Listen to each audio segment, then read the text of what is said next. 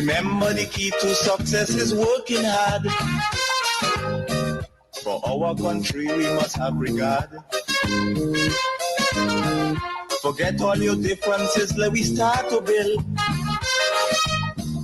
And onward to progress we surely will. Because now, more than ever, we must show discipline, tolerance, and production to build a strong and better nation. I say that is the main foundation. So come let us work hand in hand, because this is our land. Come my brother, come my sister, and let us build a nation together.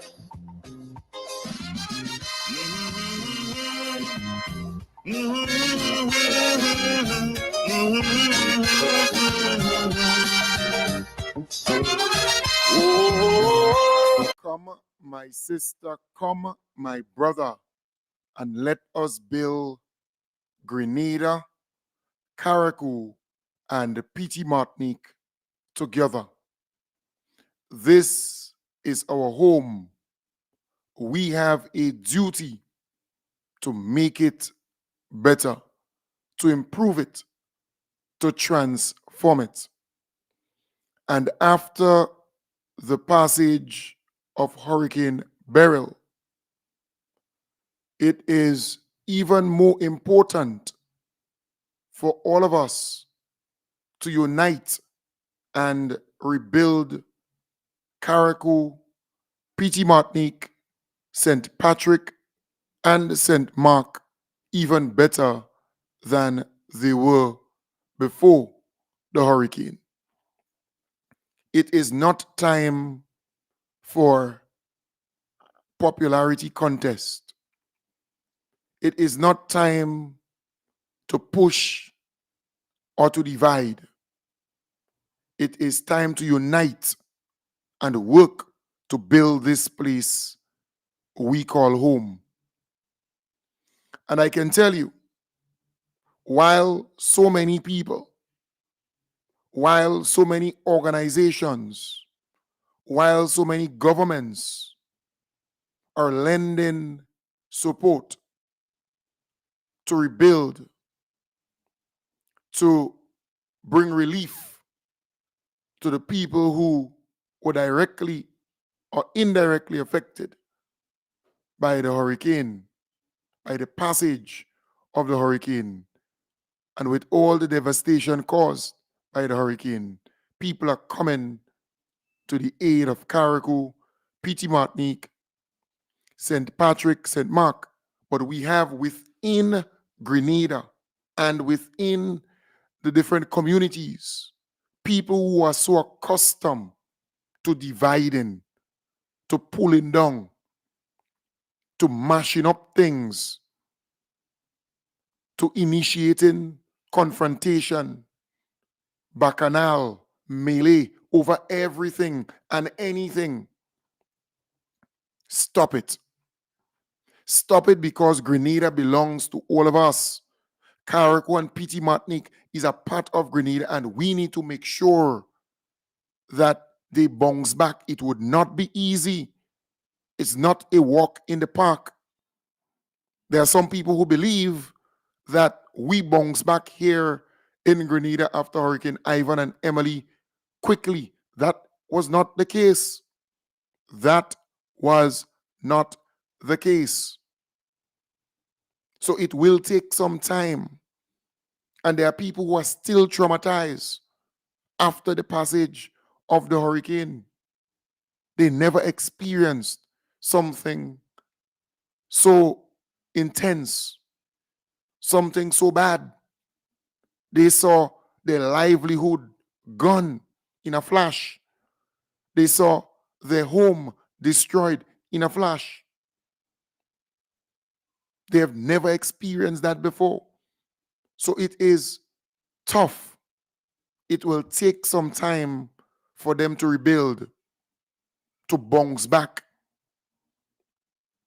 And we are happy to see regional governments and organizations coming to the aid of the people of Carriacou and Petite Martinique, St. Patrick and St. Mark.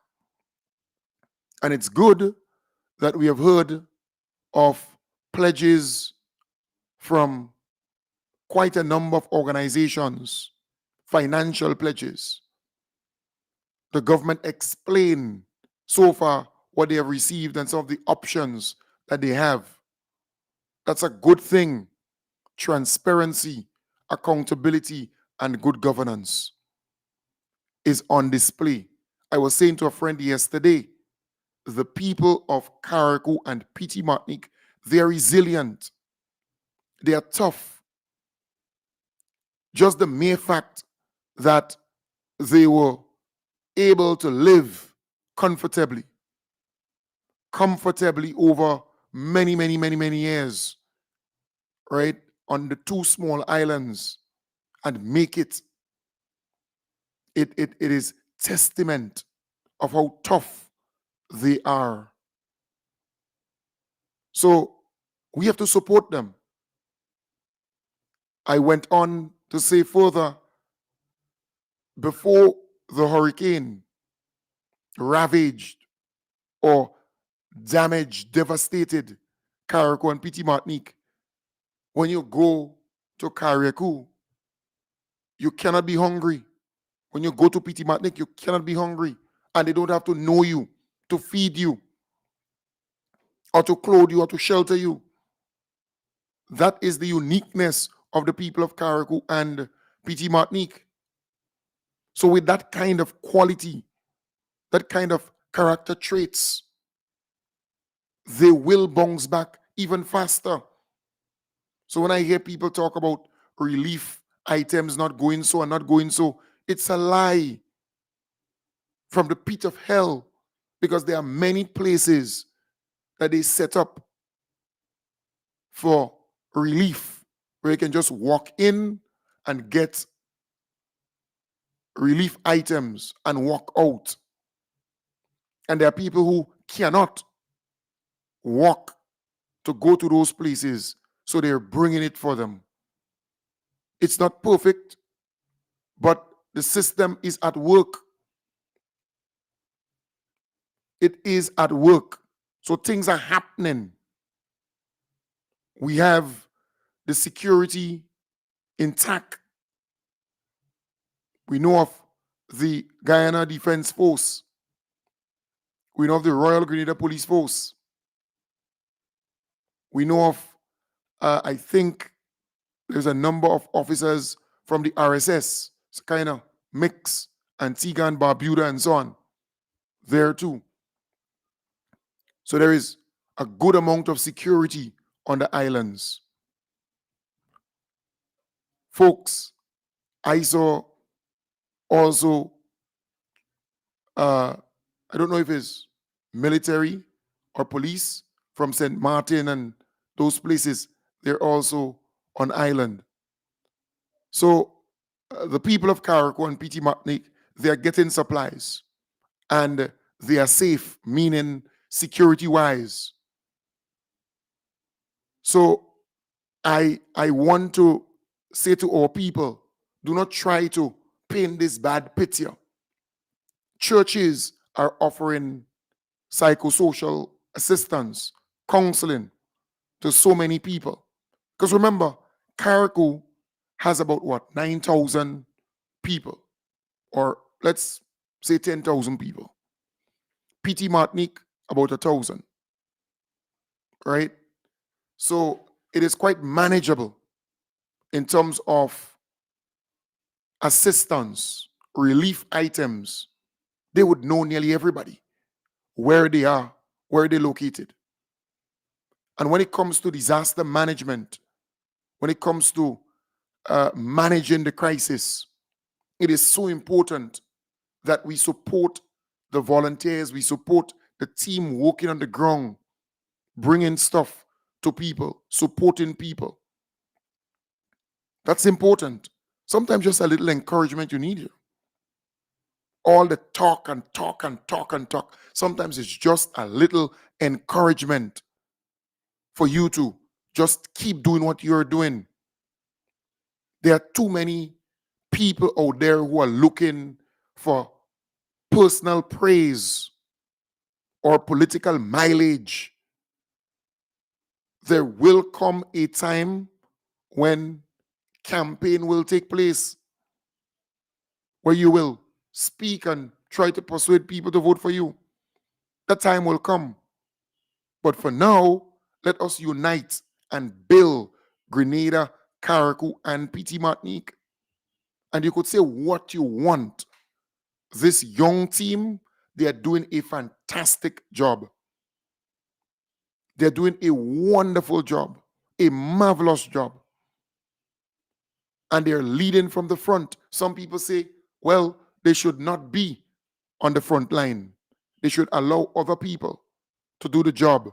But if they were not on the front line, the same set of people would come back and say, well, I ain't seen the Honorable Andy Williams. I ain't seen our beloved Prime Minister, the most Honorable Deacon Mitchell. I ain't seen the Honorable Tevin Andrews, and so on and so forth. They would be saying that. The same people who are saying, well, we've seen them too much. They're too involved. But people must understand there is a separation between party politics and governance. So the ministers, when you see them out there, it is not politics. No, it is not party politics. If the NNP, if they're out there, then it's party politics because they're a political party doing political party work. But if you see the Honorable Andy Williams out there, that's government. That's a minister of government. You see the most Honorable Deacon Mitchell out there, that's government. And some people cannot differentiate, or they plain they don't know. So you hear some people saying, well, they're too much out there. And they shouldn't, they're politicians. They shouldn't be in the front line. But the people who are coming to our aid from the other islands, they are politicians, prime ministers, ministers, they are politicians too. But I'm saying government is different from party politics. So they have to be out there doing that work. It's just that they're a young team, so they're more energetic, they're hands-on, they're results-based oriented. They're right there doing the work, and you're seeing them doing it. If it was the NNP, you know, you have a lot of senior people, aged people in the NNP. So it's kind of different. They don't have the energy, they don't have what it takes to do what this young team is doing. So it's different. And with the advent of social media and media generally, you would see them more. You would hear about them more. So you would view and you would hear audio and video. Excuse me. And that's good. It's a good thing because you don't have to be there to really see the devastation and see the relief effort or see the rebuilding effort and how you can help. So I am saying we have to tone it down a bit. We have to tone it down a bit. There are too many people who belong to the complaining industry, and all they know is to complain. They go to a graduation, they look for one bad thing to call the Plead Your Cause program and complain. They go to a funeral, they look for one bad thing to call the Plead Your Cause program or the GBN to the point program and complain. Or GBN mornings and complain. They go to the supermarket, same thing. They go to the health center, same thing. Because that is in them.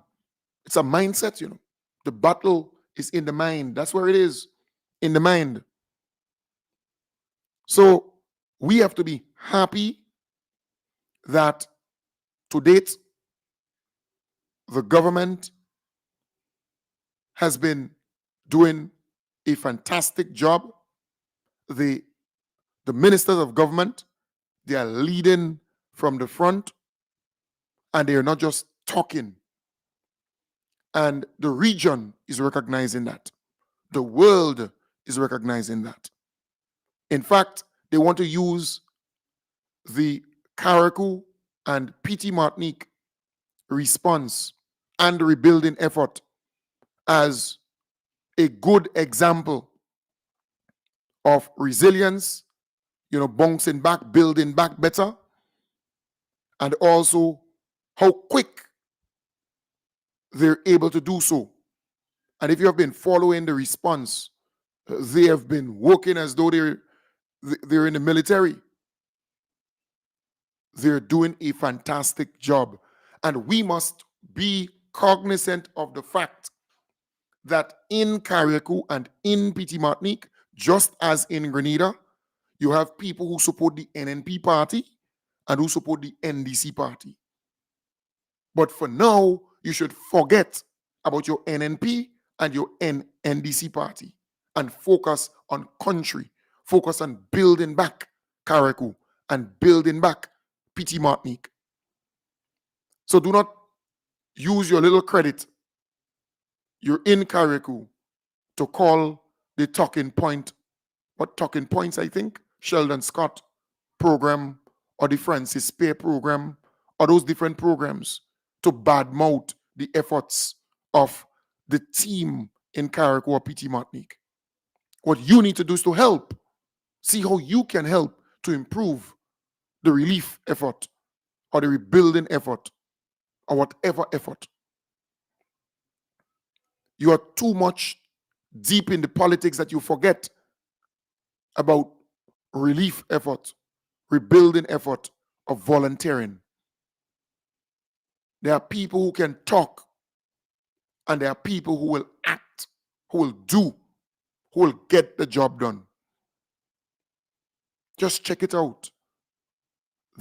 I follow most of those talk show programs, and there are people who just love to badmouth things, love to inject politics in everything, party politics.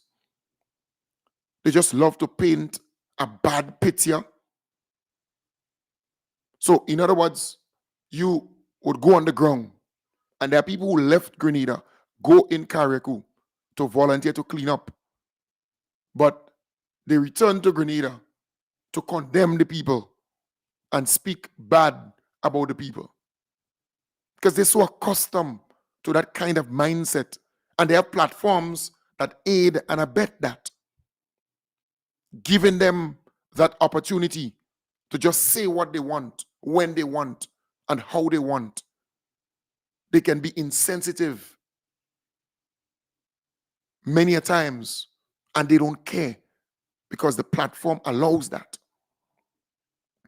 You listen to some of those programs, they are toxic. They are toxic.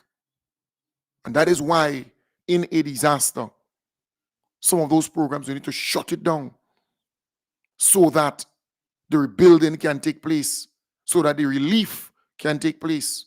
There must be laws put in place to shut down some of those programs because they are counterproductive. They're designed to stall things. They're designed to disrupt things. They're designed to confuse people.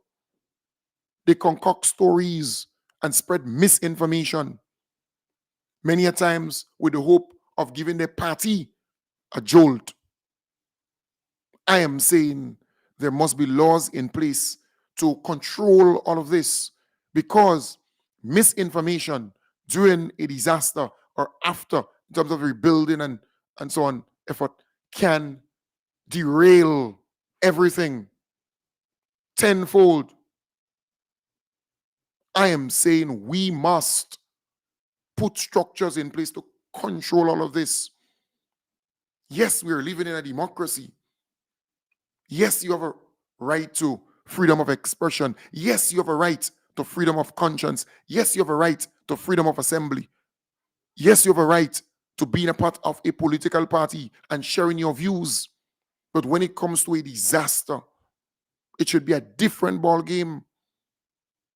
it should be a different ball game, because you have 10,000 people in need of help. They're getting some help, but they need more. You want the people to build back their homes stronger than before, better than before. So it's not just going and change a roof. You have to make sure that the structural integrity of that building, where the roof gone, the doors gone, the windows gone, it's not just going and put a roof back on top of that building. You have to make sure that it is strong enough to hold that roof. And in so many instances, people lost their complete homes. The house gone, it mash up. You have to build from scratch. How do you build back and build back better than before? Would you do upstairs and downstairs? Would you deck the upstairs? Or you do the first floor and you deck it. The second floor, you deck it. It's just like people who live in the United States and in areas prone to tornadoes and so on. They have that, you know, how you call it, not downstairs, but basement. You have a basement, or you have an area retrofitted or built for that purpose because you know where you live. There are people who live in certain parts in the United Kingdom and the United States, and they know that they are prone to certain things. So they have crop insurance, they have home insurance, house, their property insurance, home insurance, crop insurance if they're farming, their vehicle is insured. So the rebuilding will be faster, the bouncing back will be faster. And it has become even more important. And we see it every single day. All right. So if you know you live in a hurricane prone region or place, country, you need to build accordingly. But many a times, it is not just one hazard we are affected by. So we also prone to earthquakes, especially with an active volcano like Kikomjeni. So it's a balancing act.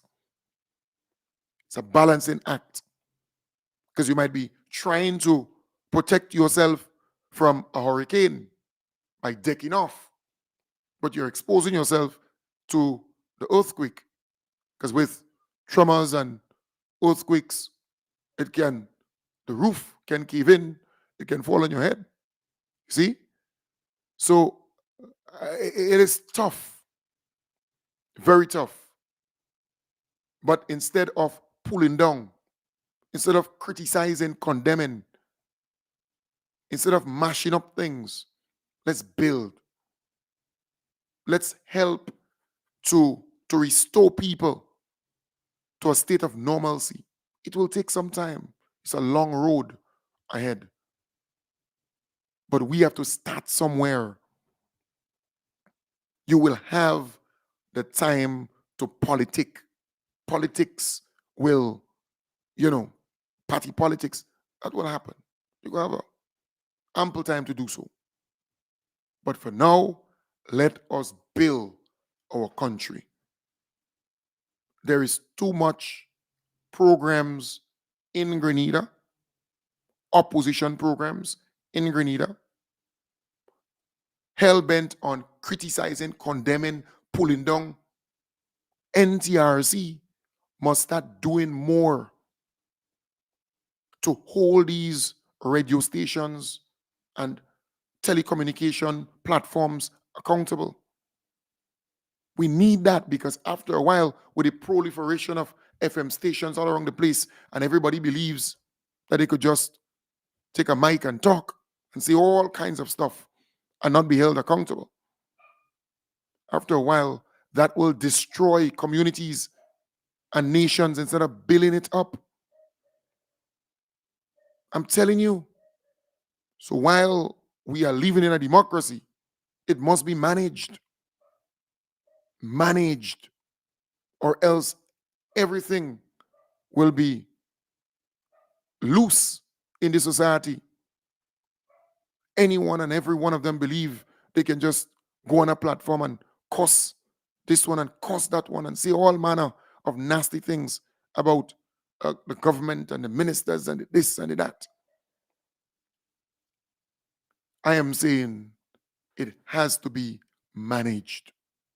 So, yes, you have a right to freedom of expression, you have a right to freedom of assembly, you have a right to freedom of conscience, but come on, you have to still understand government has to function, things have to happen.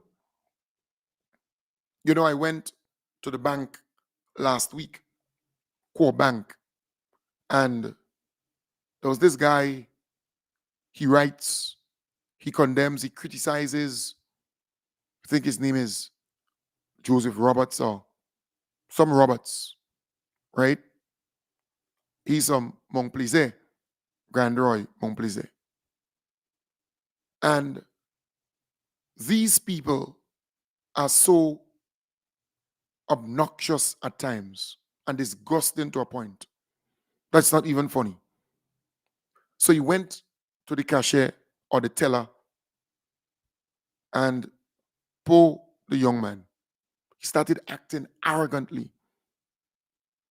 And he want this and he demanding this and you know, as though, and then people in the line saying, but what's wrong with this man? So sometimes you may have rights, but you have to know how to conduct yourself, how to do certain things, how to say certain things, when to say it, how to say it. So I am saying, yes, it's a democracy, but it has to be controlled. It has to be managed, or else it can disintegrate into anarchy and chaos. So while the volunteers are trying their best, volunteering time and time again to clean, because the first step is in the rebuilding process is to clean the place. All the galvanized, you know, all the wood, all the, you know, debris and so on. You need to clean that. In other words, you want to start somewhere. And that is what the government is doing, you know, with the volunteers. They are cleaning the streets. And it will take a long time to do so, to clean the streets, to clean the community, to galvanize the wood, you know, the debris generally. It will take some time to do that. But you have to do it. You have to clean the place. And at the same time, you have to provide relief, you know, food stuff, water and so on to the people, medicine and, you know, that kind of thing to the people. And that is exactly what is being done. So they cleaning and relief items going out. They set up certain points where you can go and get relief items. And then you have the assessments taking place. Ministry of Health, they're assessing the damages. Ministry of Agriculture, they're assessing the damages. Ministry of Infrastructure and so on, same thing. So they're doing the assessment. Caribbean Development Bank, they did the assessment. And we can go on and on. So things are happening in the country or on the islands and in St. Patrick and St. Mark. Things are happening. And then you have psychosocial support given to people, counseling given to people, looking after the elderly. They relocated the elderly to Grenada, those who are in the homes and so on. So a lot is being done. A lot is being done. Hello, good morning. All right. A lot is being done. And we have to give thanks. We have to be grateful for what is happening, the coordination. It's not easy.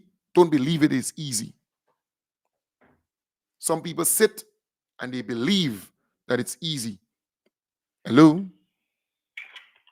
Hello? Hi, good morning. Yes, Kim Jones, can you call me back in the next half an hour or hour? I'm currently on my program live. If I can call back in half an hour. Yes, please. Okay, I'll try my best. Yes, because I'm actually live on my talk show program. All right? No problem. Thanks. Great. So I am saying we need to work together. It is not time for pulling left and pulling right. And there are some people who still have hatred. And not only hatred, jealousy. So there are people who just hate the government, or they hate the prime minister, or they hate a particular minister. They cannot see nothing good that the government is doing or that minister is doing. The hatred, and then you have jealousy, or the hate is so much that they jealous. It should have been them. Why not them in the driver's seat? And that is dangerous. Very, very dangerous. So yes, we know you want power. You want to get back into power. You're hungry for power. You want it, and you want it bad. But the people voted in a government, a party, to form a government. And they don't have to be perfect. No. And no one is perfect. But at least you can admit that they're trying their best. They're trying their best. And that is why the reasonable thinking people, the logically thinking people, continue to give this government good ratings. They continue to speak highly about the leadership displayed by the most honorable Deacon Mitchell, our beloved Prime Minister. In fact, the outpouring of support from regional leaders is testament of the camaraderie, of the respect that they have for the most honorable Deacon Mitchell. They see him as a friend. They see him as somebody they can work with. And that is significant. Some people may underestimate what is at play here. But let me feature this piece. Delegation from the Cayman Islands, headed by Premier Juliana O'Connor Connolly, visited both Grenada and St. Vincent and the Grenadines on Tuesday. The Cayman Islands Premier brought relief supplies, including generators and foodstuff, to both places. The Grenadine Islands of both Grenada and St. Vincent and the Grenadines were flattened by Hurricane Beryl 2 weeks ago. After receiving her in Grenada, Prime Minister Deacon Mitchell took the ride over with the Cayman Islands Premier to St. Vincent and the Grenadines. Both Mitchell and Prime Minister Raul Gonzalez of St. Vincent and the Grenadines praised the efforts and donations from the Cayman Islands. In Grenada, I'm in a sense getting a second bite of the cherry by being able to make brief remarks again. The aid could have been sent, the check could have been sent, and you didn't have to fly down in person with the delegation to empathize, to fraternize, and to share remarks with us.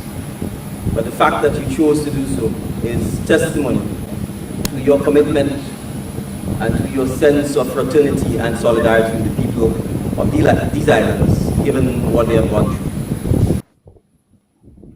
I want to reiterate our thanks for the contribution of the government and people of Cayman. The greatest act of solidarity and generosity is not to give from the abundance that you possess, but from the little that you may have. Premier said it was their duty to help in whatever small way. We have a number of your people in our island that we've adopted, and it's been reciprocal. And so as we decided that we had to come and show that, yeah, we may have got divided in that transatlantic voyage and to different islands, but the commonality that binds our heart together is that humanity. And we're so grateful, so very grateful. The Premier of the Cayman Islands was not the only regional leader in town Tuesday in St. Vincent and the Grenadines. Dominica's Roosevelt Skerritt, St. Lucia's Philip J. Pear, and Terence Drew of St. Kitts and Nevis arrived there to show solidarity with the people of St. Vincent and the Grenadines. We have more in this report. Antigua and Barbuda's Prime Minister Gaston Brown also joined them as they visited ground zero of the disaster, the battered Union Island. Grenada's Prime Minister Dickon Mitchell, who had made the hop over in the morning, was also there. The leaders met and mingled with relief workers and with the people displaced by the storm, listening to their stories firsthand. Dominica's Prime Minister Roosevelt Skerritt repeated the announcement he made while at home the day before that his country will donate $1 million EC to the relief effort on the islands. Earlier during her Vientiane stopover, Premier of the Cayman Islands, Juliana O'Connor Connolly, pledged $500,000 to the recovery efforts in both St. Vincent and Grenada. In an address on Union Island, Prime Minister Skerritt also called on the international community to give more aid and support to the battered nations. We have been speaking about the issue of climate change and its negative impact on our society, our lives, our livelihoods for many decades now, with a recognition of their responsibility, but not a fulfillment of their promises. And when hurricanes like this affect us and we have to leave those experiences, one understands how we feel as a society and how we feel as a people. He said, there has to be a greater responsibility shown by the global community in supporting the islands on what he called the front line of the effects of climate change. As we always say, this is a war that's taking place. But we did not provoke the war, but we are suffering the consequences of the war. Host Prime Minister Ralph Gonsalves thanked his colleagues for the solidarity they have shown at this difficult time. My thanks and appreciation to my colleagues and for their solidarity and support and advocacy. 2 weeks after the passage of Hurricane Beryl, attempts to restore power on the Grenada ward islands of Carriacou and Petit Martinique are pushing forward full speed ahead. Workers from electricity companies in Barbados and Dominica are on the ground in Carriacou, helping the Grenada Electricity Services with their pole and line restoration efforts. Heading Grenlec efforts there is Wallace Collins. Actually, essentially all of our four feeders went down. So we have started the restoration of the west feeder, that is the Tong area. We have had some customers already connected, so we have just over between 15 to 20 customers already connected. So they can at least provide some services to persons who are in need. In terms of the future work, we now receive 9 members from Domlec and Light and Power from Barbados. So their presence here is to assist in the restoration process of the other additional feeders. So we think with their support, with their presence now, we can start to see the acceleration of work on other feeders, and we can bring back as much persons as possible, but providing that they have roofs over their head, because when they do not have roof, it's not safe to connect those customers. But for now, our intention is to build the feeders and to be ready for when the customers are ready for electricity. 9 people from Domlec, the Dominica Power Company, and Barbados Light and Power are those helping with the restoration. We have 3 new guys, guys that have never been to restoration out of Dominica, because they did restoration in Dominica after Maria. So the skills and whatever and what they have now, trust me, you're going to get a lot coming from them, because they have that experience from what Maria did to us, and watching the nice little island. I think the touring will have us working plenty efficient and well safe too. We need to work safe. To be honest, I may be a little desensitized, having been on several missions before, but there's always that possibility that once this time of year comes around and one of our sister or brothers is in dire need, that we'll be called upon. So when I heard the word that you all had been hit, so we were kind of anticipating that either St. Vincent or yourself might need some assistance. This is Primetime Caribbean. Yes, so thank you very much, WPG10 there. That's a really good piece. Really nice news item, so I thought I should feature it. Again, I want to say that the government is at work, assessments taking place. I saw a good piece on GBN that I want to bring for you, for the farmers out there. Impact on July 1st. Cocoa and nutmeg farmers who signed up for crop insurance are expected to receive reimbursement for their losses, money that will likely go towards replanting.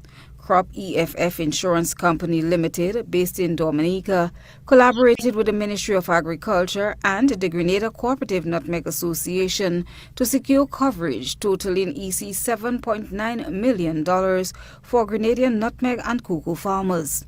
Hurricane Bery's classification as a Category 4 tropical cyclone affecting Grenada qualifies for a tropical cyclone index payment of US $1,453,813, the equivalent of EC $3,881,680 under flexible hurricane protection policy. This payment will be disbursed soon in accordance with the policy terms. Once the payment is received, then of course the individual farmers, based on the level of damage, they would get a payout. But unfortunately, in the other types of crop that the farmers produce, many of them don't have insurance, so it would be a loss for them to begin to restart the process. So in moving forward, first of all, we have to get farmers to buy into the issue of insurance and to let them understand that this is not like in how we had Hurricane Janet, 1 in 50 years, and then in the case of Ivan, 1 in 20 years. As we've seen that the intensity of these hurricanes are more frequent, much more intense, if I may say, and they are occurring much more regular. So it would be in the interest of the farmers to be able to buy into this insurance. That was Permanent Secretary Isaac Bagwan, who stated that the ministry has been in communication with the OECS exploring insurance for other crops.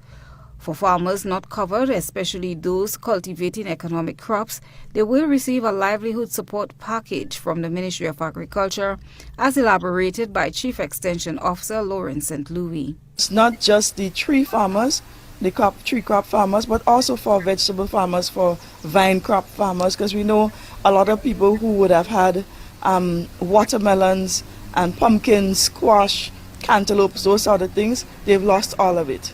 And so, and even the other short crops, cabbages and broccoli and those other things, they would have lost quite a bit. And so in terms, it's not just our support will not be for one type of farmer. It will be for all farmers. We're looking at packages that would assist everybody. We're also looking at supporting looking into supporting livestock farmers, nursery managers, because you know all of those, the agricultural sector is not one farmer or one type of farmer. It encompasses quite a bit, and so we'd have to support the fisheries industry. Also, Grenada's fisheries industry wasn't that badly hit, but the sea moss farmers, most of their entire harvest have been destroyed, and so we'd have to support them, get them back up and running, and get things done now in a more organized manner, so that they can also go forward quicker and be able to recover from this type of loss. Yes, thank you very much, dear. I think it's a good move. So they did the assessment. They continue to do more assessments, and aid and assistance will come to the farmers, because there are communities where farmers lost a lot, right? They may not have had the major damage done to the roof or their house or their property like that, but their land, their livestock, their short crops, or the nutmeg, the cocoa, the tree crops or whatever they call it, the tree farmers, the fruits and the vegetables. And I'm simply saying it is a good thing to do the assessment and provide them with help. So they heard help is on the way, help is coming. Because mind you, there are a lot of people who listen to certain talk show programs and they don't listen to the press conferences or the officials when they speak on issues. They're not interested in that. But a person who is in talk show would just take a snippet, excerpt, just a little piece of 20 minutes that was said, right? Something that somebody spoke about for 20 minutes. The talk show person would just take a little piece out of that and put it on their talk show to achieve a certain objective. I know, I could tell you. So you hear some of these people, they would repeat what they heard on this show or that program. And then you say, but wait, the gentleman said more than that. The person spoke for a longer period than that. So again, it is so important that during this time, you try to get information from the official sources, from the source itself on issues. All right? I love how the government is accounting for the funds received to date and explaining the options that are available. I really love that. All right? So let me just feature that a bit. Says there is still a significant financing gap that needs to be filled to be better able to rebuild and restore after Hurricane Beryl. Acting Permanent Secretary in the Ministry of Finance, Siobhan Britton Telesford, says although government has received millions in payouts, donations, pledges, and grants from partners and countries, the rebuilding process will require a lot more. Several key sectors were severely affected by the hurricane. P.S. Britton Telesford outlined some financial options available to governments to deal with relief efforts, which include budgetary allocations, contingency funds, and risk insurance, among others. So in each budget, there is a provision in the Public Finance Management Act that says that we have to allocate roughly 2% of revenues to a contingency fund that will be used in the event that we have an occurrence, a shock that we didn't budget for. So in our current budget, we have an allocation of roughly 18.6 million EC dollars, or US $6.9 million dollars that is available that we can tap into to respond immediately after a crisis occurs. In addition, we do have obviously the entire budget that we can make some reallocations to as well if we deem it necessary to do so. The layer above that we have is the contingency fund that we hold with the Eastern Caribbean Central Bank. That fund is financed through receipts from our Citizenship by Investment program. Particularly, it is 10% of the receipts that we get through the National Transformation Fund. That is transferred to ECCB for safekeeping, and if we do have an emergency, then we can tap into those funds. The balance on that account now stands at 31.6 million EC dollars, or 11.7 million US dollars. So that's the balance as of yesterday. The layer above that, in terms of our strategy, we have a facility with the World Bank. It's a development policy credit with a catastrophe deferred drawdown option, or a CAD-DDO. It is immediately available to the government in the amount of US $20 million. So this is already agreed with the bank. In the days before the hurricane, we actually already sent a letter to the bank. So those funds are available to the government immediately for our efforts here. So that's 20 million US, or approximately 53.4 million EC dollars. And the final layer at the very top, which we heard about earlier, is the CRIF parametric insurance. where we have various policies with CRIF, and we spoke to them at length earlier in the press conference. So the payout that we received from that was $44.04 million US dollars, or approximately 118 million EC dollars. Following the devastation caused by Hurricane Beryl on July 1st, government activated the Disaster Relief Fund to allow Grenadians in the diaspora, partners and locals to contribute towards the initiative. So far, over $1 million have been donated through wire transfers, direct deposits and online payments. The balance on that account currently stands at 1.88 million EC dollars. Of which we had wire transfers, electronic fund transfers, or direct deposits of 1.3 million approximately. And your contributions through the pay.gov GD platform amounted to about 0.58 million EC dollars, sorry. The balance in that account also includes some donations that we got from the People's Republic of China, for instance, of US 100,000, and the government of Angola donated as well 250,000 EC dollars. Government will continue to engage partners and financial agencies to secure more financing towards rebuilding. Finance Minister Honorable Dennis Cornwall emphasized the need for his administration to be prudent and accountable in the process of relief and rebuilding. Carriacou alone would probably be much more than what CRIF payout is. And I do not want to talk about what is happening in the St. Patrick side of things, because again, we had significant damage in St. Patrick and St. Mark's and some parts of St. Andrews. So I'm saying all that to say, colleagues, people out there, do not think that is a lot of money that we have received and that is going to be sufficient, or we can just go about willy-nilly spending it on all sort of things. We have to basically be prudent. We have to be able to manage what we have and ensure that we can do what we need to do, even if we have to basically turn to other sources of financing to make sure we can rebuild Grenada, Carriacou, and Martinique in a bigger and better way. Take the opportunity to ask countries in the region who have not yet been part of CRIF to come on board.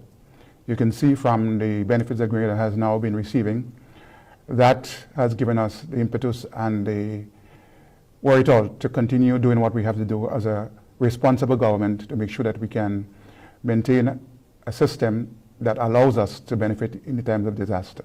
Yes, so that's very good, very good. In fact, when you look at the kind of options and the money already received, we're looking at about 230-something million EC already. You know, the options that they have and the payout from the CRIF, the insurance, Grenlec got, Nawasa got, the government, and you calculate all of that, it's about 200 and something million. So far, so good, but they would need much more than that. In fact, for Carriacou and PT Martinique alone, I believe they would need in excess of $400 million. I believe so, to help people to get back on their feet again. The businesses, the farmers, the homeowners, those with guest houses, a hotel, that kind of thing. It would take a lot. The boats that you lost, the yachts, the this, the that, very expensive.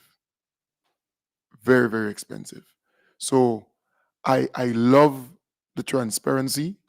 I love the way the acting PS, outline everything and using the PowerPoint presentation, the slides.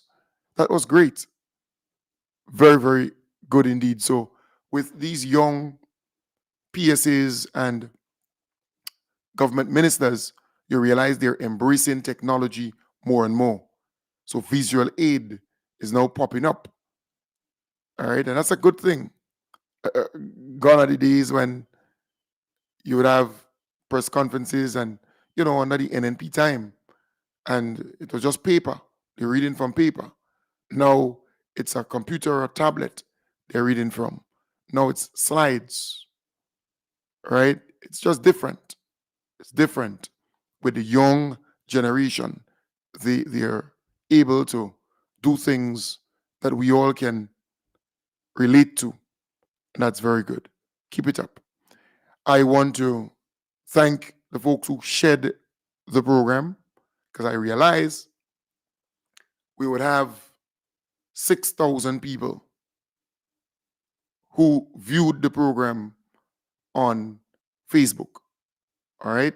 Or 7,000 people who viewed the program on Facebook. But when you look at the amount of people who shared the program, still 50 something, still 70 something, still 80 something people. So you had a good 7,000 people who viewed the program on Facebook. I mean, YouTube, the 2,000, 3,000 people, that's YouTube. But Facebook. So I am saying it is important that you share the program to help spread the word, because we want the message to get out there. All right? That's important. Very, very important. So it's as simple as just sharing on the page, sharing the page, sorry. So you go on the page, you see in the video, just share it. When you do that, more and more people get the chance to view, to be a part of this conversation, to get in the information. So sharing, for example, 81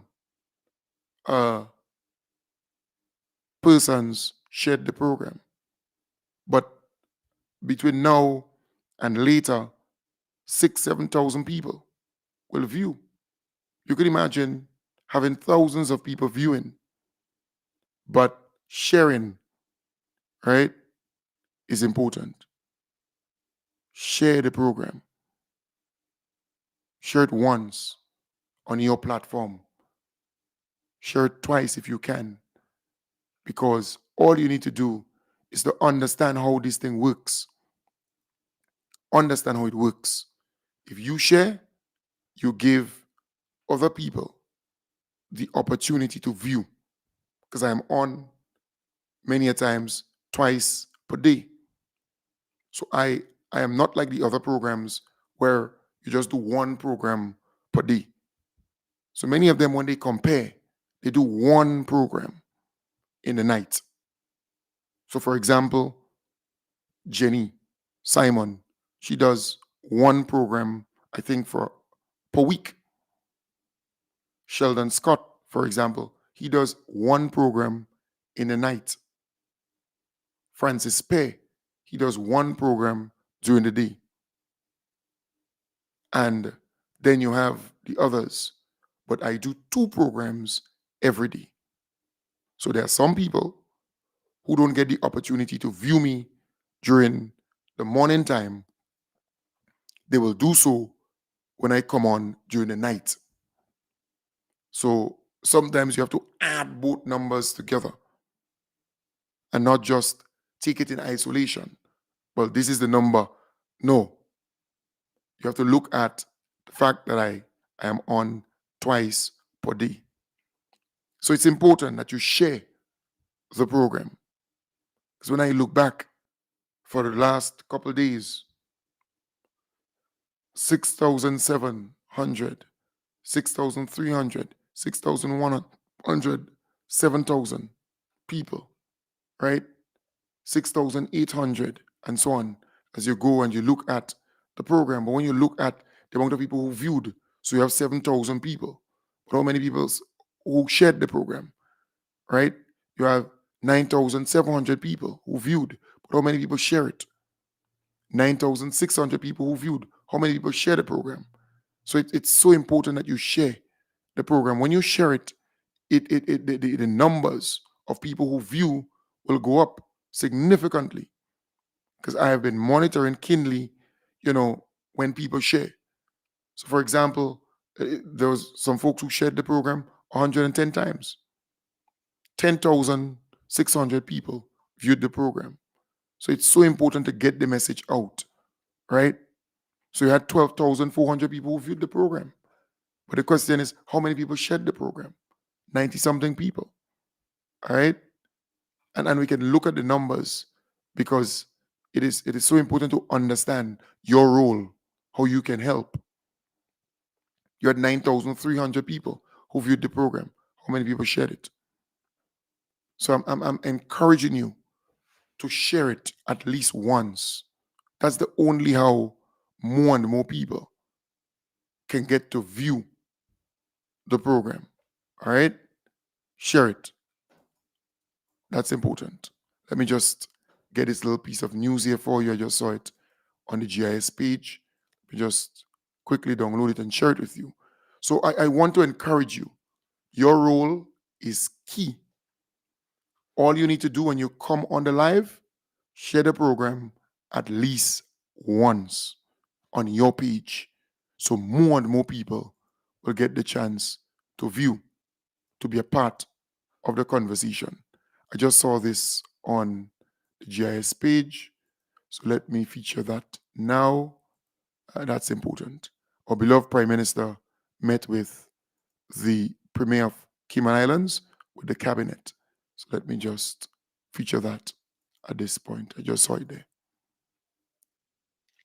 I want to take the opportunity, Premier, to personally express, first on a personal note, my gratitude and appreciation for the support before you got here, for the communication, for the conversations, for the goodwill and the gesture of yourself and the Caymanian people. I want to point out, and I'm very happy to see that both the Premier and the Leader of the Opposition are here.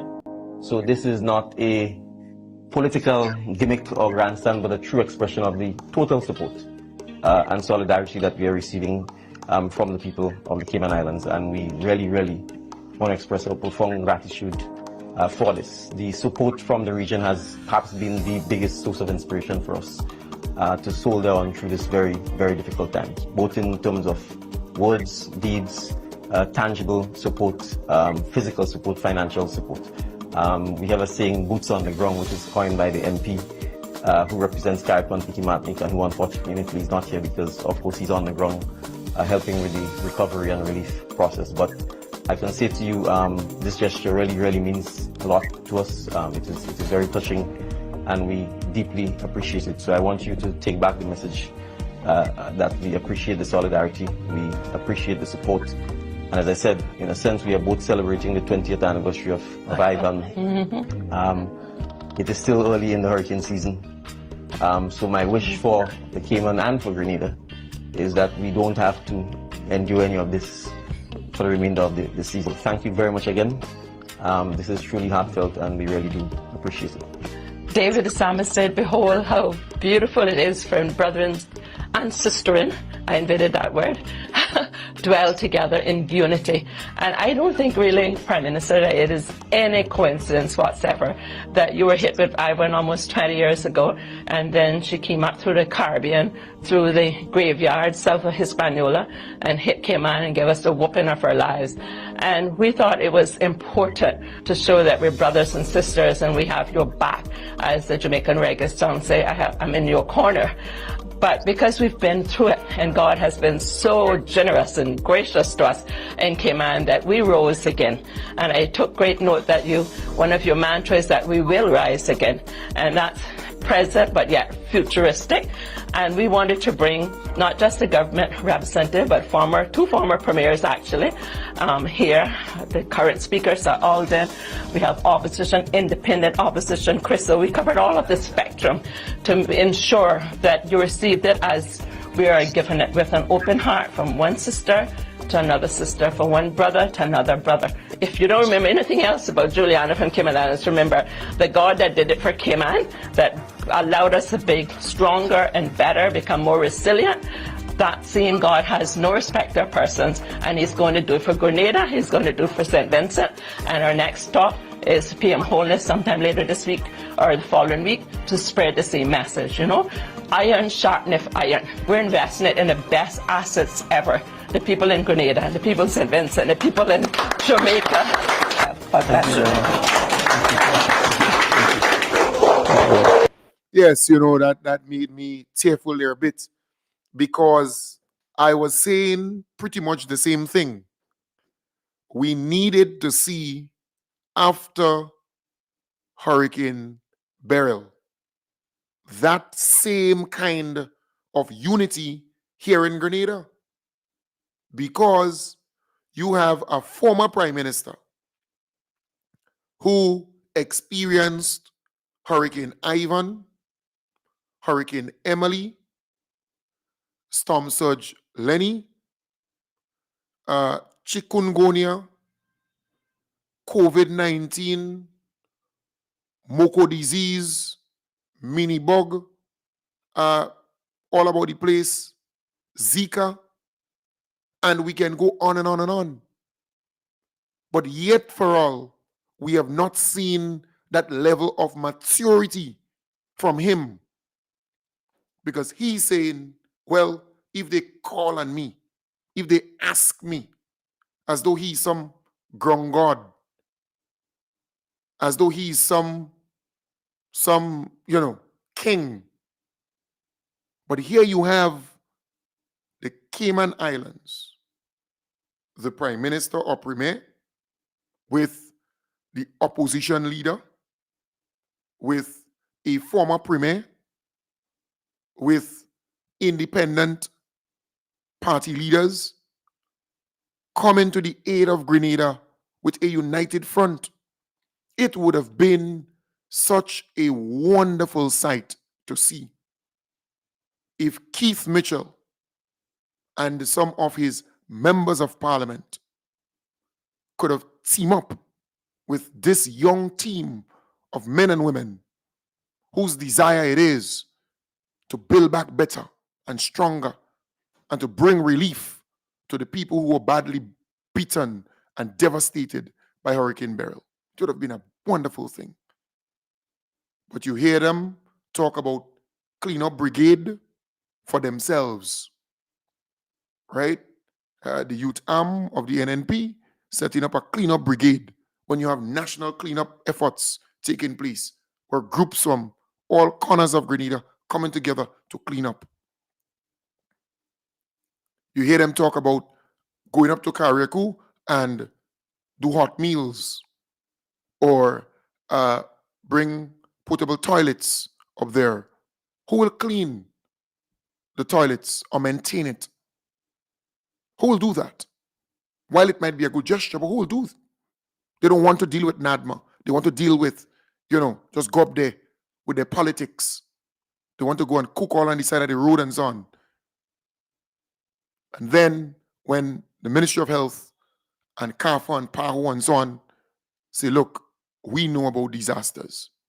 We don't want people to be all about the place cooking all kind of stuff with shortage of water, with all kind of hygiene problems. Then they start to cry foul. To say, well, look, they want to shut us down. They want to this, they want to that. No, you have to organize things orderly. And mind you, it's not them, They have not been targeted. But that's how they function, because they want political mileage. They want to be seen and heard and believe that they are so important. There are so many people doing hot meals up there, right? So I am saying Keith Mitchell and the NNP miss a good opportunity to show that they're serious about the development of Grenada, about the transformation of Grenada. Remember, the government, right? Or the prime minister, just remember that. He doesn't have to come to you. He's not your liquor boy. All right? You should be mature enough as opposition and as someone who's been there, done that, to come forward to help. That is what should happen, because the high office of prime minister is above opposition leader in rank and stature. Let me repeat that. The high office of prime minister is higher in stature and rank than the office of opposition leader. You hear me? When Ivan Pass, Tillman Thomas, Uncle Tilly, occupied the office of opposition leader, and he approached the office of prime minister to say, let us team up, let us join hands. You have 8 seats, we have 7. Let's have a unity government to build back the country, to work for Grenada, Carriacou, and Petit Martinique. But just look at the rank. Uncle Tilly occupied the office of opposition leader. That's here. Keith Mitchell occupied the office of prime minister. That's up here. So I am saying Hurricane Beryl Pass devastated Grenada, Carriacou, and Petit Martinique. But Keith Mitchell, who is opposition leader occupying this office here, is saying that the prime minister should come and ask him to help. Utter rubbish. Nonsense.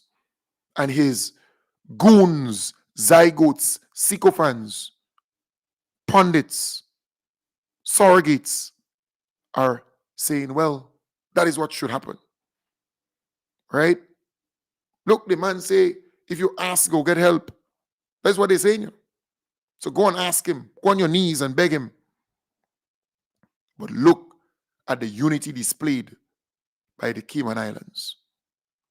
Just look at it. And you know, Keith Mitchell, more and more, is disappearing in thin air, his legacy, if there is such a thing. Because the leaders are coming to Grenada. They're not even asking about him. They're not even embracing them.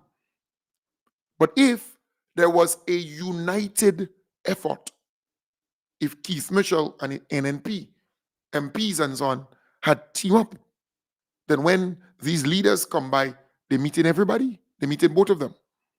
And all of them. They don't understand that this thing is bigger than NNP and Keith Mitchell doing only monkey trick. We have to build back Carriacou and Petit Martinique even better than before. So just look at it. More and more and more and more, Keith Mitchell is being forgotten. And he's creating the environment for that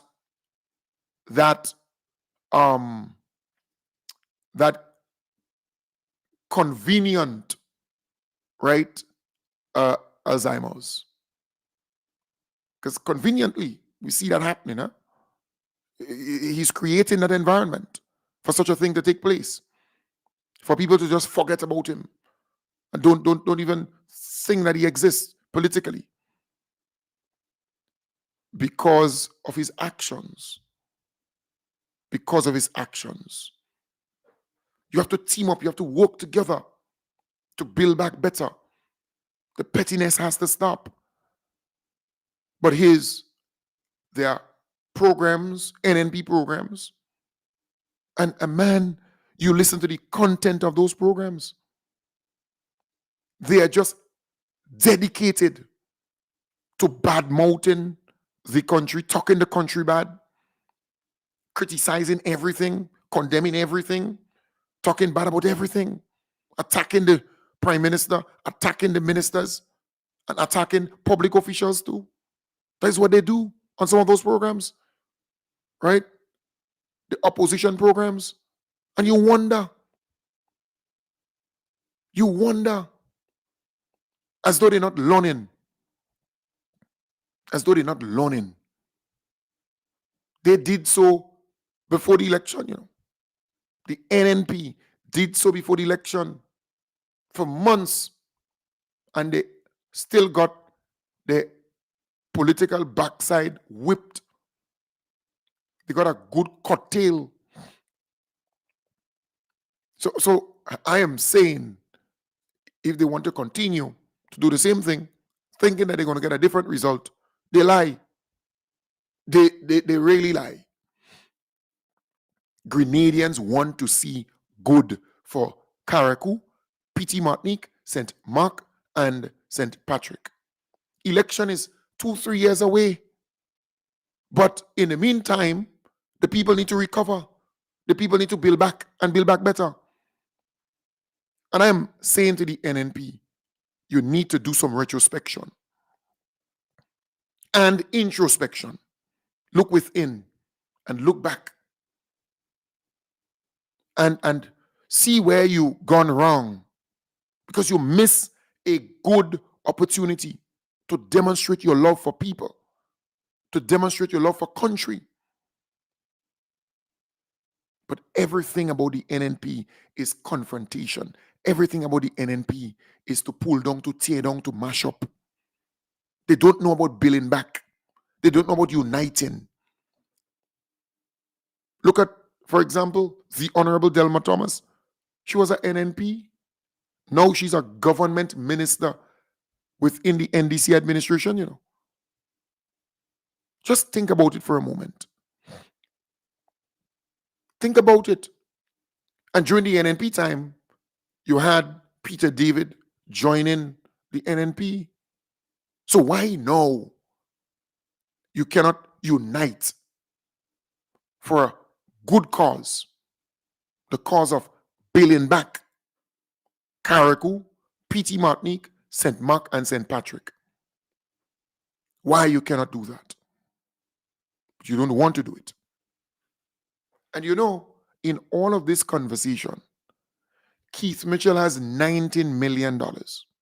Have you heard any news item anywhere of Keith Mitchell donating 1 cent to St. Patrick, St. Mark, where he lives, or Carriacou and Petite Martinique?